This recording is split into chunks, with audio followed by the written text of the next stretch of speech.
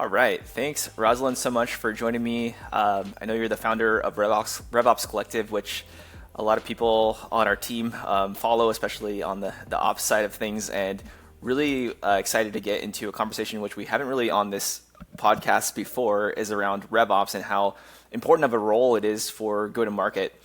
And so I think the first place to start is, back in my day, there was marketing ops, there was sales ops, there's customer success ops, and then it all kind of, the naming changed, and now there's RevOps, and I'm curious if it's just like a rebranding of those things. Like, can you just simply define what is RevOps? Yeah, definitely. I think that's a great place to start because I think we've been talking about RevOps, the last, 4 or 5 years, and it's really we've seen sort of this rise of RevOps. But still, I think there's still some, there's some canned definitions, and then there's some that are still a little gray area. So I can give you definitely how I define revenue operations and what it means to me. I think in the past we had sort of go-to-market ops, we had field ops, and as you said, we also had sort of the different sales, marketing, CS, service ops, partner ops. So all different kinds of operations. But when I think about revenue operations, I really think about it as the infrastructure that supports all of revenue, right? That end-to-end sort of customer life cycle, if you will. So it's the people, process, technology, but also the data, the insights, right? Enablement, and also the strategy. So really that engine, if you will, that supports end-to-end revenue and end-to-end revenue process from that perspective. I talk about revenue engine a lot, but I think about that revenue engine and really all those things that underlying to help the team perform better and really optimize and drive efficiency. But also at the end of the day, I think what we all care about, right, is more revenue faster. And I think that's what revenue operations is really there to do. Yeah. Is part of the genesis or the change into that RevOps as a holistic overview of all of go-to-market, is that a product of a lot of the other departments or even go-to-market departments like marketing and sales working in silos, and then they're disconnected from each other, pointing fingers at each other? Can you talk a little bit about? Does that happen?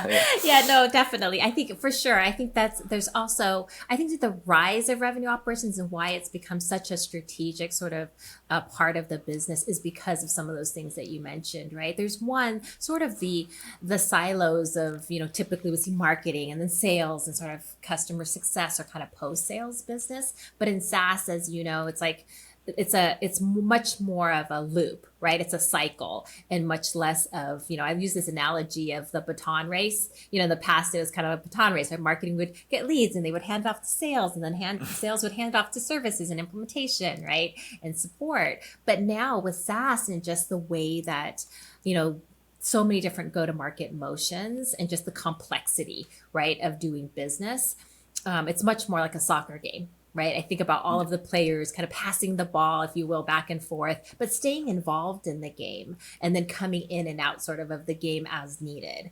I think a lot about SaaS, and I tell people it's like, hey, when the customer, signs the first or the prospect signs the first contract, it becomes a customer.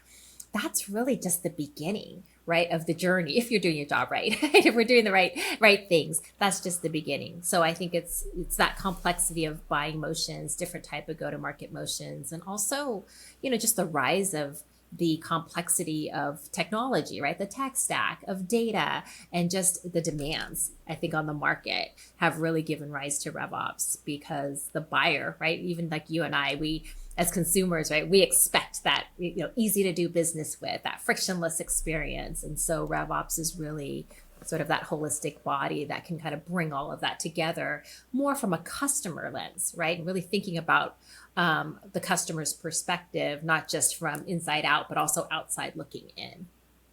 Mm-hmm. And have you seen any changes with reporting structure? Because to me, that almost would report to like FP&A or finance, or maybe have its own, RevOps would have its own seat at the table for the C-suite or something. Have you seen anything like that, or any suggestions or guidance you can give to people who are like, oh, how do I spin out a RevOps org that is not just, another wrapper around or another name for sales ops? Yeah. And I think that's a really good point, because I think that we've seen a lot of that where companies have tried to embrace RevOps, but they've really just rebranded sales ops. right, to RevOps, and then have the RevOps team report into the sales leader, right, which is very typical. But I think it's not necessarily in the spirit of what revenue operations is really supposed to do and be, right? So I think about that RevOps ideally reports into really whoever owns all of revenue, right? And typically that would be a CRO, if you have a true, and I guess that's a good analogy, right? Because I think a good kind of comparison is we're seeing a lot of CROs that don't really own all of revenue, right? They're kind of still head of sales in a lot of organizations. Versus if you really have a CRO that's really responsible for end-to-end revenue and repeat revenue and really owns that, then I think it makes sense for revenue operations to report into the CRO. In the absence of that, I have seen it also report into maybe a COO, and more often, as you pointed out, I've seen it now starting to report more into a CFO, which I think pros and cons, right? I think the idea is that, they report into a kind of a separate, non-biased department.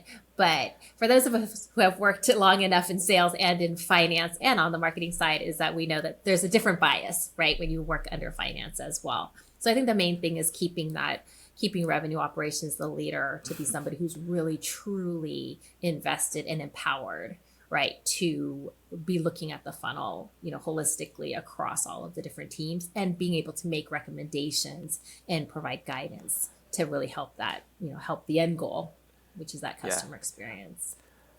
Yeah. I mean, I really feel, I know the bias on the finance side of things where they're like, well, why are we spending money on this brand events that cost $30,000? It's like, where's the actual ROI in that? It's just like, it's hard to explain that nuance. So, but it is good. I mean, I think it's healthy to get that challenge from finance and from a different perspective outside of your own org. So, just keeps you honest and makes sure you're questioning your own beliefs and strategy and all that kind of stuff. So and I think that's part of being in revenue operations also, right? Because you're so cross-functional. If you're doing your job right, you're not just working with the revenue teams, but you're working with legal, with HR, with product, with finance, of course.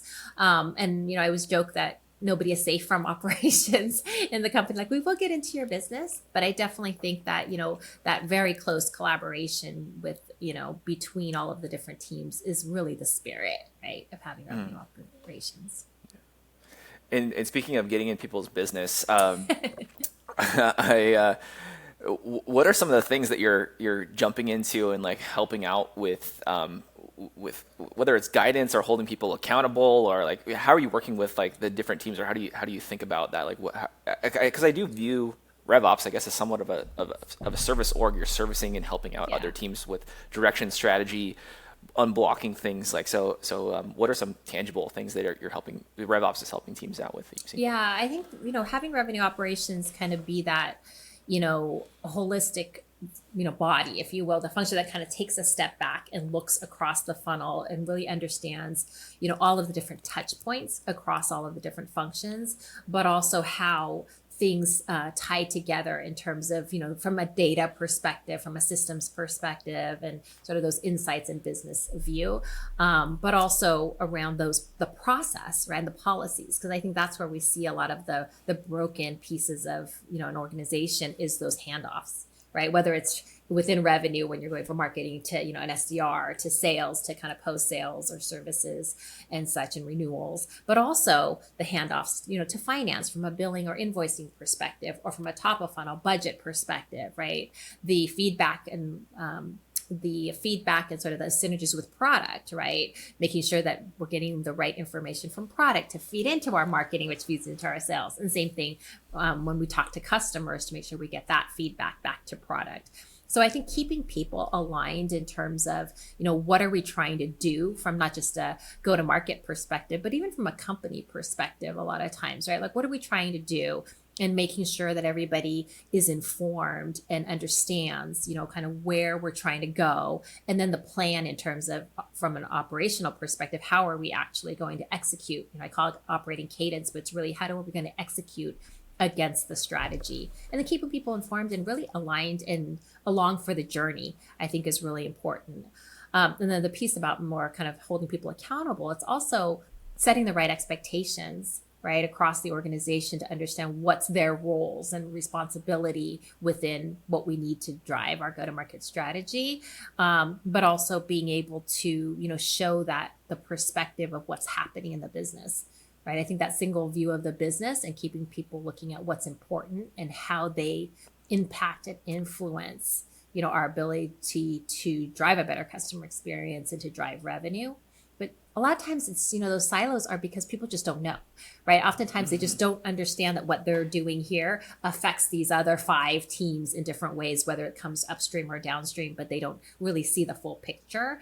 And I think that's where revenue operations can really bring in a lot of that value and benefit, is to be someone who is looking at all of that and keeping things connected, but also making people aware, right, of how what they're doing impacts, how everything's kind of a tangled, hopefully it's not like a tangled ball of string. It's more of a, just a cohesive puzzle that fits together. But somebody who's, doing that for the organization is really important. Yeah, I would love to get into some of that actually, just around, because I feel like so much is around data, and there's data coming from so many directions. There's data in the form of signals, like buying signals from leads and prospects and your existing customers.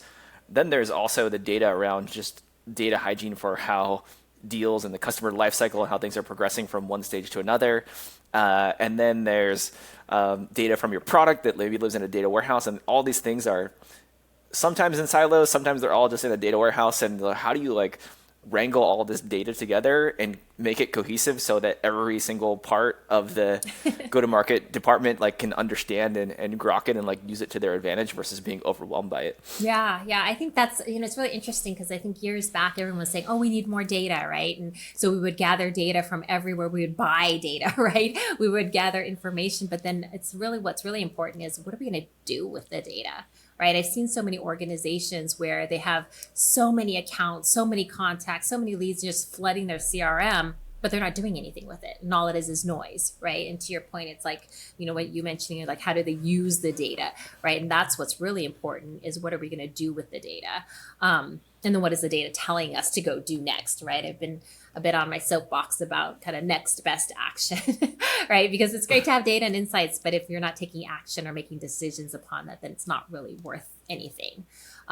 So I think, if you take really a high level kind of step back and think about, the data strategy, right? And I remember being in a meeting, it was a conference, and I was speaking with a panel, and there was a number of, I don't know, maybe 100 plus people in the room. And we were talking about data, and I had asked the question, well, how many of you have a data strategy, right? For your go-to-market teams. And, I think one person raised their hand really high, one person kind of halfway raised their hand, and everybody else was silent. It's what is a data strategy? What are you talking about? And this was maybe 2-3 years ago. But I think a lot of people have moved in that direction, right? Really understanding that your data is not, it's not nice to have. It's really an asset, right? It's not a commodity. It's really an asset to your business if you're using it the right way. So I think it's really important to have that strategy on how you're going to, what data do you need? How are you going to leverage it? How does it get governed, right? How does it get managed? Because to your point, there's so many inputs of data coming from different places, but being able to wrangle that data in a very structured way, having clear data definitions, right? A data dictionary, having governance around how the data is going to be input and how it's going to be used, and then how it's going to be managed is really important.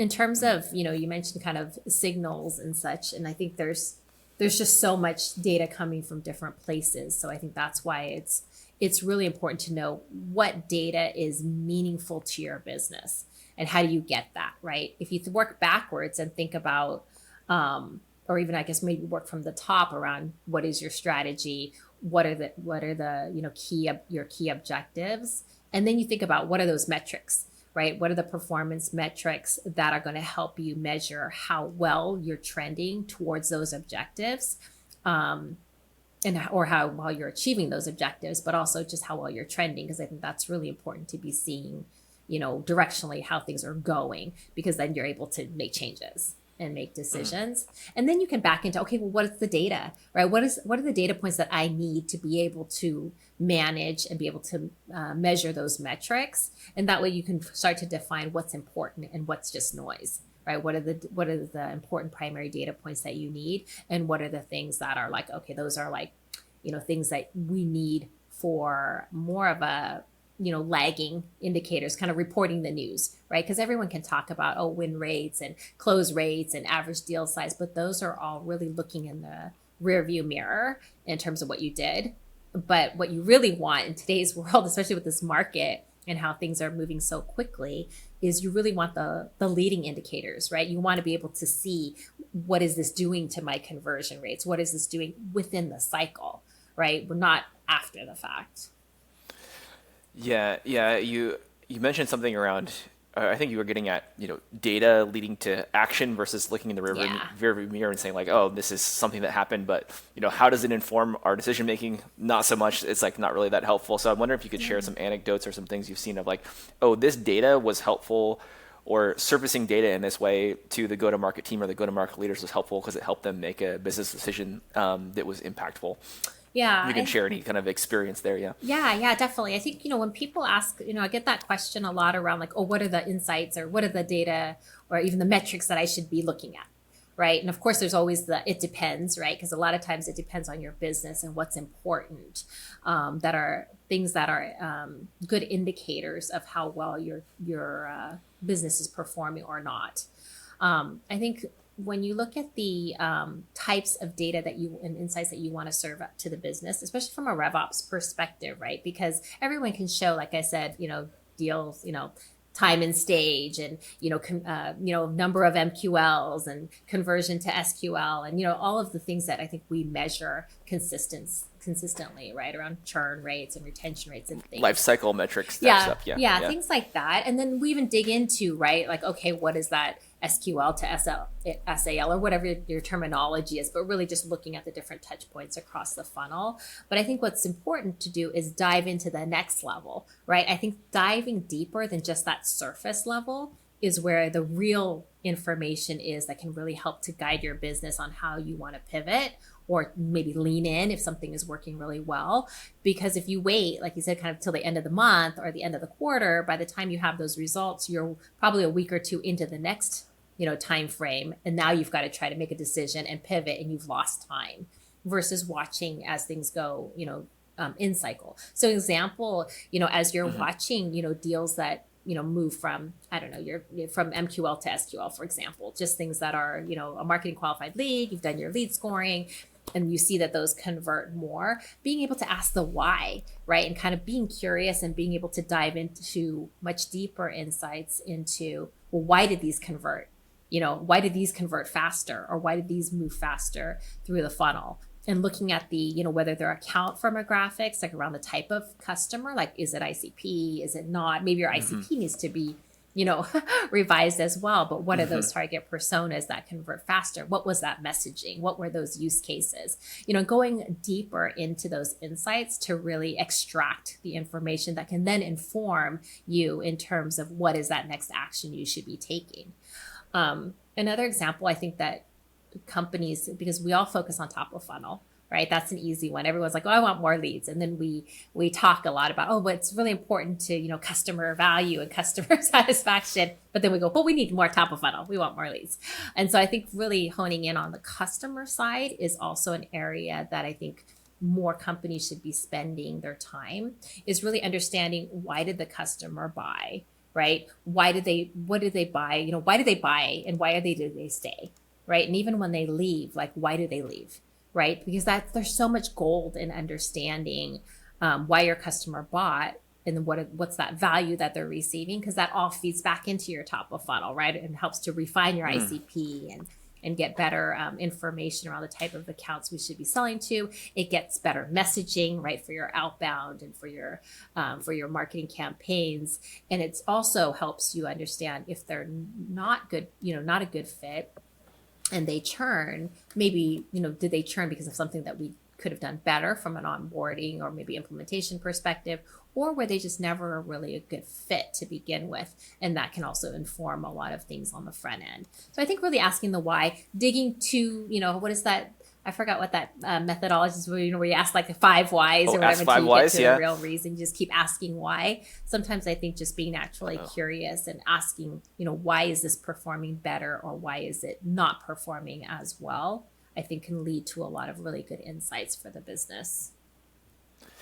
Yeah. And I feel like they also, that uncovers a lot of, direction or guidance for these people, the people who are on the front lines, like the reps and the reps, sales, CS team, SDRs. They're all, I feel for them because they have so much is expected of them to, prospect leads in this way, like look at signals, incorporate, like know if this is a customer or not. So what are some ways to help those teams out that you're seeing and make their lives easier? I feel like RevOps can like really play a big role in just making things streamlined, or that's the dream, is to make it streamlined and like just have them focus on the amount of work that is making an impact versus data wrangling, hygiene, like doing all these types of things, having millions of tabs open. Like I feel like that's a pretty big struggle for reps. And have you seen RevOps come in and like help out service those teams?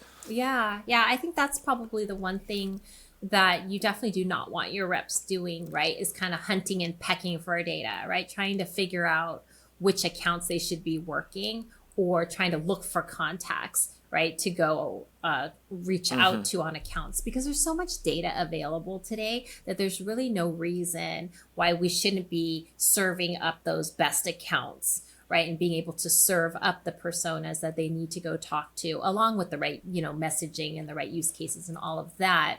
I think that's really important, because when we assign, from a RevOps perspective, when you're assigning books of business to your teams, you're trying to pick, right? You're trying to get the best accounts. And it's not just, initially it's the accounts that follow sort of the firmographics of your ICP, right? The industry, the size, maybe it's revenue, maybe it's people count, whatever those things are.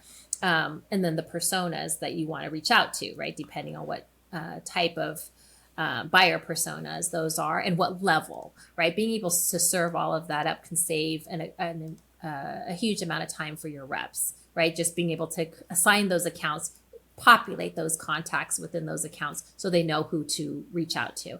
And then on top of that, I think there's been, over the last, maybe 5-10 years, there's a lot of technology around there to really help with intent, right? Kind of those buying signals that we hear about, like, oh, they were searching on a web page, or they downloaded a paper, or maybe, maybe they even just filled out a form, right? There's all these different things for intent, but even that I feel like is not enough, because I just feel like there's so many areas that your prospects could be, and trying to figure out, what they're doing and when the right time, not just the right time, but the right place, right? Right time, right place, and then with the right messaging.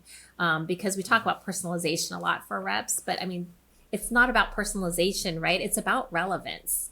And I think that's where we, from an ops perspective, really need to help empower our sales and our marketing teams, right, around that relevance. But how do you do that, right? It's like a big black hole. I feel like like we talk about dark social and how everybody's all over the place. Like I'm always on LinkedIn. I don't know, kind of what social media areas you might play with, but it's like I'm on LinkedIn, but I never go to TikTok, right? I'm not on Instagram. I'm not on these other places.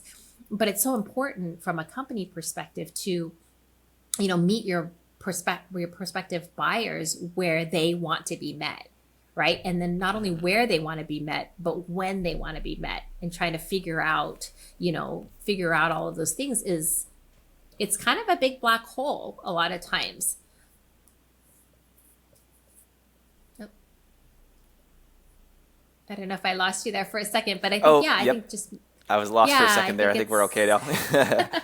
Yeah, I think just making sure that, you're figuring out where your buyers are, the best buyers, your best prospects, your best ICP, but then also where are they and what are those signals to tell you, like, hey, this is a good time, a compelling event or something that they've done in terms of an activity, and understand when and where to engage them. Yeah, you brought up something that has been a under-delivered promise in marketing, at least, which is the ability to reach the right person with the right message at the right time and on the right channel. Yes. I feel like that is the dream And so I think you were talking about this a bit, but I'm curious, like how you've seen people, really nail all those things, or if like, or what the technology promises and like where the gap is. How do you get to that nirvana state, or is it even is it a possible thing? Have you seen it happen? Yeah. So for a lot of companies, I think they still spend a lot of time and resources on trying to figure out what their, where their prospects are. That's already a challenge. But then also what they care about and, when is the right time. I think a lot of companies I still see are struggling with that, right? They may get the ICP right, they get the personas, they get the names of the people, but how and when and where to engage them. I think I haven't seen that done really well in different organizations, which is why having the right technology. I know I'm going to be biased here, but there's having the right technology, like a common room, in my opinion, is a place where this can bring this data together and really serve this up. Yeah, I'm sorry I wasn't trying to lead the witness there. No, not at all. I just I'm always careful to not talk too much about tools and stuff on different shows and podcasts. But I think if you're looking for something that can do all of this, I've only seen it with Common Room. I haven't seen it with any other technology out there. Yeah. I still feel like we have a long way to go. But the dream is the technology is there, or it's getting to a place where there's that reality of end to end like signal capture, and then also surfacing up the right person to the people who are taking action on that signal, like our sales and CS teams and marketing teams. It's a fun time to be in, so because I could see that future actually happening, and I feel like it's been promised and not we haven't delivered on that promise as go to market. Probably marketers are to blame for this. So the another area that I wanted to dig into is kind of related to that, enabling and empowering our go-to-market teams. But there's been a lot of talk around the role of pipeline and demand generation, especially around like the sales development or SDR or BDR type of roles. And I'm wondering if you're seeing that role change, or like the expectations of that role change at all. And I feel like RevOps has a pretty strong perspective on like who to hire for, how to forecast, like how to get the right people on board, and how to make them more efficient and effective. And I feel like the one role that I keep hearing and changing and being asked more of, or like a different profile, is on the SDR side of things. So I'm curious if you have any takes or thoughts there. Yeah. I think you probably heard everyone talking about, outbound is dead and cold calling is dead, right, and all of that. But it's definitely not dead. I think it's just, at least from what I've seen, I think it's just a different way of outbounding and reaching your prospects, right? Because the kind of the things that we've been talking about intent and kind of the right time and right place with the right messaging is really important. But I think it's hyper, there's a hyper focus on it, because as consumers or as buyers or potential prospects, we're just inundated, right, with noise. There's just so many ways that folks are reaching out to us. And I would, honestly, I would say most of the outreach that I have, like I could probably go to my inbox right now and I probably have like 12 messages just from this morning, and 10 probably out of the 12 have nothing to do with me or my business. Which is really, it's unfortunate for those folks, because they're just not given, they're not being empowered, right, to reach out to the right companies, and they're kind of doing this still spray and pray approach, which that to me is, yes, that is definitely, I think, should be retired and maybe dead, right? You kind of cut that off. But I think that, the targeted, intentional, relevant outreach, I think the more is, less is better kind of thing, I think really applies here, because we've all seen those emails that just have nothing to do with us, or, my phone's already rung like probably 3 times with phone numbers I don't reach during, don't recognize during the time that we've been on this call. And, I think it's really important, the relevance piece of it. Yeah, I'm afraid, I totally agree with you on that. And I'm afraid that with automation with AI and automation that it's going to get worse and not better, where it's just like a generic message, and people will come in and be like, oh, I don't need to hire this team that has human review and can like, actually personalize this message as something that someone cares about. Why pay someone? Let's just blanket the whole internet and use AI to generate a LLM outbound message. And I'm just like, I don't see this going well. No. I guess there's not a question there other than just like a rant or just commiserating with our inboxes. Yeah, I definitely don't think that's going well. But I think that companies can leverage AI in a different way, right? I think just to help you kind of be able to understand, more about your buyer, right? Or your prospect, being able to understand them as individuals, and maybe a good way to seek sort of that relevance, right? And figure out, what's important to that person. And it helps you be able to actually probably hyper personalize and be more relevant, in terms of messaging. But yeah, I think the opposite of that is just kind of one generic message for everybody. Yeah, definitely doesn't work with AI or without. Yeah. We do see that a bit, where you can, since you're able to track more touch points of the buyer journey, of the digital breadcrumbs or whatever you want to call it. Yeah. That's a lot of data for one person to comprehend in like Grok in one view. So AI can help with, or LLMs can help with the summarization of that, and then that helps provide context for, what sequence to put them in, how to personalize things, how to like cater the message to something that'll be helpful for them. So yeah, I've seen that use case of AI, but not the full automation. I'm not bought into yet. Yeah. I don't think that will ever happen, right? That was almost like, it's worse than actually going back to where every SDR sent the exact same template to every single prospect, right? Where I've been in that situation, like maybe 4 or 5 years ago, I was in a company where myself, 2 of the sales managers, the CRO, and I think even my enablement person all received the exact same message from a company on the same day, right? So 4 of those messages got all forwarded to me, and I'm like, okay, I already have one of these from the same person. So yeah. I've definitely been the receiver of that.